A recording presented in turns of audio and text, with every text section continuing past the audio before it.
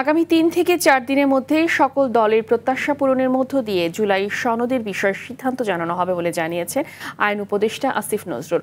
মঙ্গলবার বিচার প্রশাসন প্রশিক্ষণ ইনস্টিটিউটে মতবিনিময় সভা শেষে কথা বলেন তিনি। আইন উপদেষ্টা আরও বলেন, দেশের ৭০ থেকে ৮০% সংস্কার ইতোমধ্যে হয়েছে, যা নিয়ে কারো মাথা ব্যথা নেই। সেই সঙ্গে সংবিধান কোনো ম্যাজিক না যে লিখে দিলেই সব ঠিক হয়ে যাবে। তবে ক্রমান্বয়ে সংস্কারের পথে দেশ থাকলে ভালো কিছু হবে বলে আশা করেন তিনি।